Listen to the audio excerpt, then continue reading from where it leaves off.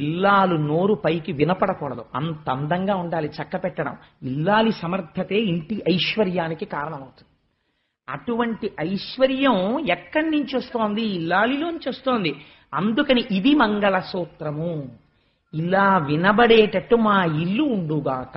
ఇంట్లో అరుపులు కేకలు, లేచిన దగ్గర నుంచి దెబ్బలాట్లు కేకలు, పిల్లలు తండ్రి మీద, తండ్రి పిల్లల మీద, వాడు ఈ ఛానల్ పెడతాడని వీడు ఈ ఛానల్ పెడతాడని రిమోట్ కంట్రోల్ విసిరేసి, ఈయన కాఫీ విసిరేసి, ఆవిడేమో స్టవ్ ఆర్పేసి పని పిల్ల మీద కేకలేసేసి, పని వాళ్ళు యజమాని మీద కేకలేసేసి, నా అల్లరి. దీనికి తోడు ఇంట్లో జంతువులు, ఇదంతా కూడా పెరిగిపోయాయి అనుకోండి. ఇంకా ఆ ఇల్లు ఇల్లులా ఉండదు. ఎక్కడుంటుందండి? లక్ష్మీదేవి పారిపోతున్నాయి ఇంట్లోంచి, దరిద్రం వచ్చేస్తుంది. కాబట్టి ఎందువల్ల లక్ష్మి ఉంటుందో, ఇల్లు ఎలా ఉండాలో మనకి చూపిస్తోంది లక్ష్మీ కళ్యాణ వైభవం.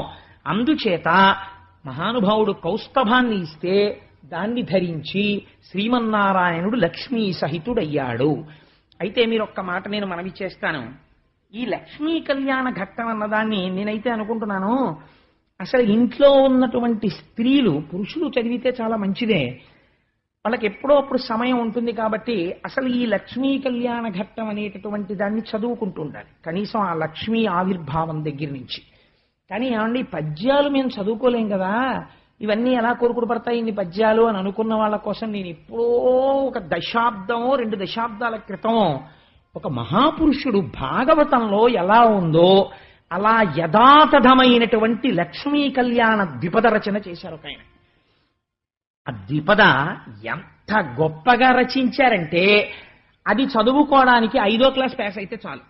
మీరు రోజు ఇంట్లో లక్ష్మీ కళ్యాణం చదువుతుంటే ఇల్లు లక్ష్మీ నివాసమై ఉంటుంది.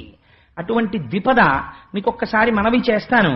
ఆయన యొక్క రచన వైశిష్ట్యాన్ని మీరు పరిశీలన చెయ్యండి, ఎంత అందంగా రచించారో దాన్ని వినండి ఒక్కసారి.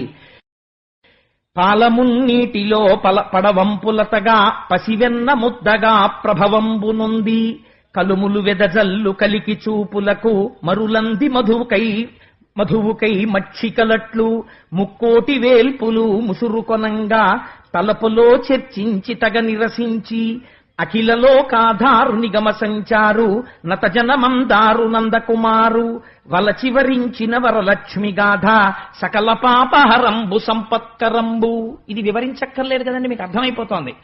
పాలసముద్రంలోంచి పుట్టినటువంటి లక్ష్మీదేవిని చూడగానే మరులు పొంది మధువుకై మక్షికలట్లు, తేనె కోసం ఈగలు వాలినట్టు లక్ష్మీదేవి వంక చూస్తుంటే తాను మాత్రం శ్రీమన్నారాయణుని మెడలో వరమాల వేసిన లక్ష్మీదేవి యొక్క కళ్యాణ ఘట్టాన్ని ఎవరు చదువుతున్నారో వారికి సకల పాపహరంబు సంపత్కరంబు, వారికి పాపములు పోయి సంపత్తి కలుగుతోంది.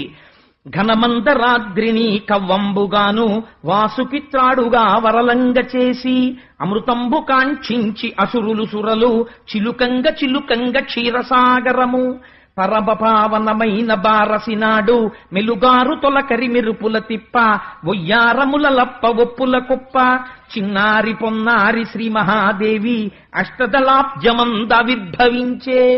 మీకు అర్థమవుతోంది అనుకుంటున్నాను. పాలసముద్రంలో మందరగిరికి వాసుకిని పెట్టి తిప్పుతుంటే అందులోంచి అష్టదళ పద్మంలోంచి లక్ష్మీదేవి ఆవిర్భవించింది. నింగిని తాకెడు నిద్దంపుటలలో తూగుటుయ్యాలలై తుంపెసలారా, బాలతా నటుతూగ పద్మమ్ము ఛాయ కన్నెతా నిటుతూగ కలువ పూచాయ, అటు తూగి ఇటు తూగి అపరంజి ముద్ద వీక్షించుచుండగా వెదురు మోసట్లు, పెరిగి పెండిలి ఈడు పిల్లయ్యనంతా. ఆ తల్లి పుట్టగానే పాలసముద్రంలో కెరటాలు ఇలా ఇలా వెడుతుంటే ఉయ్యాలలో ఊగుతున్నట్టుగా ఊగుతోందిట. అటు ఊగినప్పుడు కలువ పూఛాయ, ఇటు ఊగినప్పుడు తామర పూఛాయ, అటువంటి ఛాయతో మెరిసిపోతోందిట అమ్మవారు. కల్పద్రుమంబున కలికలంబోలి తనువున పులకలు దట్టమైదిగుడా, బారజాచి ప్రమోద భాష్పముల్ రాల. కల్పవృక్షం ఎంత సంతోషపడిపోతుందో అలా తన కడుపున పుట్టినటువంటి కూతుర్ని చూసుకుని పాలసముద్రుడు పొంగిపోయాట ఆడపిల్లని చూసుకుని. ఆడపిల్ల పుడితే 7 తరాలు తరింపచేయగలిగినటువంటి పిల్ల పుట్టిందని తండ్రి అలా పొంగిపోతాట. అందుకని ఆయన అన్నట్ట, రావమ్మ భాగ్యాల రాసి రావమ్మ, రావమ్మ ఇందిరా రమణి రావమ్మ, లోకశోకము బాపులో లాక్షివీవు నాకు కూతురు వౌట నా పుణ్యమమ్మ. అంచు మురిసిపోయి అంబుధి స్వామి ఉప్పొంగి ఉప్పొంగి ఉప్పరంబంటే. అంబుధి స్వామి అంటే సముద్రం. అమ్మా, లోకుల కష్టాలు తీర్చే లక్ష్మివి నా కడుపున పుట్టావమ్మా, అంటే వేరొకరి ఇంటికి లక్ష్మిగా నేను కన్యాదానం చేయగలను, ఆడపిల్లవి పుట్టావని పొంగిపోయి అంబుధి స్వామి ఆకాశం అంటే సముద్రం ఆకాశాన్ని అంటుకుందిట. అంత సంతోషపడిపోయట. సఖియను మంగళ స్నానమాడింప వాసవుండర్పించ వజ్రపీఠమ్ము. భాగవతంలోంచి యథాతథంగా చెప్పేస్తున్నారు చూడండి. సఖియను మంగళ స్నానమాడింప వాసవుండర్పించ వజ్రపీఠమ్ము పూతన దీజలా పూర్ణ పుణ్యా కలశాలతోడ దిగ్గజములవ్వేళ జలజాత గంధికి జలకమ్ములార్చే బంగారు సరి గంచు పట్టు పుట్టమ్ము కట్టంగ సుతకిచ్చ కలశవారాశి. అంటే సముద్రుడు పట్టుపుట్టాన్ని తెచ్చిచ్చాడు కట్టుకోమని.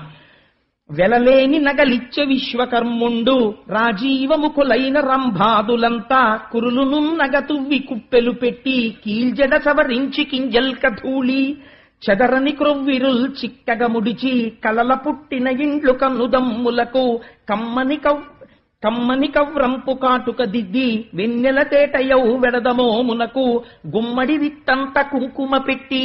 రంభాదులు వచ్చారట. వచ్చి అమ్మవారి యొక్క కేశపాశాన్నంతటినీ దువ్వి చక్కగా జడేసి పూలు పెట్టి అమ్మవారి కన్ను యొక్క కింది భాగాన్ని వేలుతో ఇలా కిందకి లాగి అందమైన కాటుక తీసి అమ్మవారి యొక్క కన్నుకి అలా వేలుతో కాటుక పెట్టేస్తా. పెట్టి గుమ్మడి విత్తనమంత కస్తూరి బొట్టు అమ్మవారి యొక్క లలాటమునందు అలంకారం చేశారట. అత్తరు జవ్వాజి అగరు చందనము హత్తించి తనువల్లె కామె ముందటను నిలువుటద్దంపును నిలిపిరంతటను. అమ్మవారికి ఒంటికి కస్తూరి జవ్వాజి ఇలాంటివన్నీ రాసి నిలువుటద్దం తీసుకొచ్చి ఆవిడ ముందు పెట్టారట. చూసుకోమ్మా ఎంత అందంగా ఉన్నావో అని. నిజంగా మహానుభావుడు పోతన గారు ఎలా దర్శించారో ఈ రచన చేసినటువంటి ముదివర్తి కొండమాచారుల వారు అలా దర్శనం చేశారండి. ఆడపిల్ల సాధారణంగా అంతా అలంకారం చేసేసి చూసుకో అమ్మా అని అద్దం పెడితే వెంటనే ఒక